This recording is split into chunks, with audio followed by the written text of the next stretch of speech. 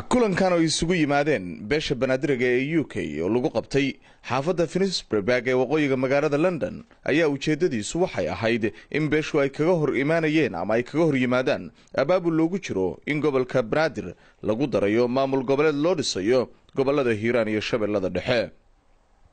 Kulankiina sidan ayuu dhacay. xamar waxay ka badan tahay gobolada inay ka badan tahay maxaa yeelay 3 milyan ku nool aniga waxaan xasuustaa daraasado oo aan sameynay ayaamihii ma artay ee kongareesyada oo Banaadir aan sameynay waxaan u qeybinay degmooyinkii xamar laba aan u qeybinay daraasaday ahayd wax oo definitive man laakiin proposal ahayd laba qeyb aan u qeybinay waxaan nir qeyb oo xamar jadiida iyo xamar qadiima dad badan waan ugu qoslayn waxay yiraahdeen hadda ma xamar dhan ma la qeybin kara ma ahan waxa waaye واقع runta laga boodi karo xamarta runta ahayd waan naqaana intay ahayd xamar weyne shingaani boondeere Abdul Aziz Waberi xamar jajab wardhiigley intaas maartay intii anaga maartay aan ogen xamartii la yaqaanay xamarta ku xigtayna ilaa ay jaziira hadii federaalka mashruuciisu uu leeyahay qaanuun ahaan uu leeyahay waxa dawlad goboleed sameyn karo laba gobol iyo wixii ka badan xamar laba in loo qeybiyo in ka badan waa u qeybsanaysaa intaasna waxa way maartay waxa ku filan mas'uuliyadda ay hayso ummadana ay u hayso maartay yaa ku filan iyo dadkeeda ogolaan shahar Banaadirkii ogolaadeen dad kale inay ku soo degaan maalintii waxaan xasuustaa oo mashaakilku u dhacay oo la kala orday xamar laga tagay yaa qolo waxay yiraahdeen maartay waa anaga idin soo dhaweynay heeyo been waana soo dhaweysan anaga meeqsana idin soo dhaweynayna حكمة محيد ماشي يقول لك يقوله قوا عشيرة كعبيهم وأكتين بنادر دخداخ بدن الصومري عريري بدن بالجليي غير بنادر وإلى إنها فران ما أنتنا وادو جدي واحد عايو وأنا لسه بركعي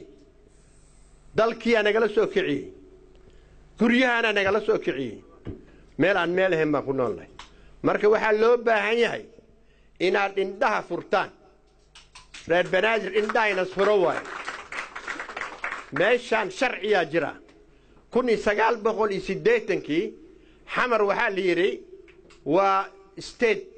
gaar ka dawlad maxaa yeelay sharci maxaa yeelay gobolada kale waxa laga xukumayay wasaaradda arrimaha gudaha xamar waxa mas'uul ka ahaa madaxtooyada bishii Febraayo 1980kii sharcigii la soo saaray bay ku taal waxa soo dhamaanta maxaa la yiri hal raaciyo Hiiraan iyo Shabeellada Dhexe wax aqli gal karana ma aha marka waxaan dadkeena reer Banaadir u sheegaa ama kuwa inta jooga han noqdeen ama kuwa naga maqano xamar ku nool maanta dhibaatada haysata waxaan rajaynaynaa inay indhahaan furno. gabagabadii kulanka ayaa warmurtiyeed laga soo saaray oo qodobaysan waxaa halkaa ka akhriyay Cusmaan Sheekh Cali. shirweyne ay isugu yimaadeen waxgaradka siyaasiyiinta haweenka aqoon-yahanada iyo qaybaha kala duwan ee bulshada bahweynta Banaadiriga ayaa labada bishan Maajo 2015 lagu qabtay waqooyiga magaalada London dalka UK. shirkaas waxa ujeedadiisu ahayd in xogogaal loo noqdo waxa ay ku saabsan tahay warka la xiriira in ay jiraan dad u ololeynaya in magaalo madaxda Soomaaliya ee Muqdisho lagu biiriyo ama ay ka mid noqoto maamul goboleedna kula midowdo gobolada Hiiraan iyo Shabeellaha Dhexe. dadka ka soo qayb galay shirkaas oo dhamaantood ka soo jeeda bulshada bahweynta Banaadiriga isla markaasna tirsanaya inay yihiin laf dhabartii xadaarada iyo ilbaxnimada ummadda ku nool magaalada Xamar iyo guud ahaan Soomaaliya kadib markii ay darseen ujeedada laga leeyahay in Muqdisho la hoos keeno maamul goboleed ayaa waxay go'aan ku gaareen qodobada soo socda. Muqdisho waa magaalo madaxdii Soomaaliya xaruntii dawladda xuduntii dalka oo idil xaruntii ilbaxnimada iyo midnimada dadka Banaadiriga asalooyga ah ka sokow Muqdisho waa meel ummadda Soomaaliyeed oo dhan ay wada degan tahay multi ethnic ah adduunkuna wax ka degan yahay oo safaarado iyo hay'ado kale ay u joogaan. 2 isagoo tixgelinaya ahmiyadda maqaamka soo jireenka taariikhda ilbaxnimada ee muqdisho dastuurka jamhuuriyadda federaalka soomaaliya wuxuu qeexayaa in muqdisho ay tahay caasimadii qaranka soomaaliyeed maqaamkeedan uu dib u eegis baarlamaanku ku samayn doono qodobka saddexaad ee bayaanka wuxuu sheegayaa waxaan taageersanahay in aan lagu xadgudbin maqaamka dastuurku siinayo magaalo madaxda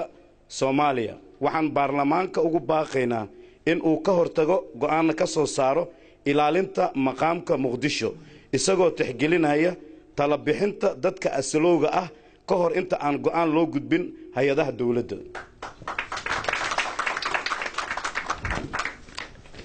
qodobka afaraad waxaan cambaaraynaynaa cid kasta oo wadata dan kasta ha ka lahaatee in Muqdisho la hoosgeeyo ama ka mid noqoto maamul goboleed qodobka shanaad oo ugu dambeeya wuxuu sheegayaa ummadda Soomaaliyeed gudaha iyo dibaddaba UN-ka EU-da jaamacadda Carabta ururka Afrikaanta iyo IGAD waxaan ugu baaqaynaa inay ku buraarugsanaadaan dhibaatada ay lahaan karto magaalo madaxda Soomaaliya oo maamul goboleed ka mid noqoto Guulad Cabdulqaadir Danjire telefishinka iyo raadiyaha Puntland magaalada London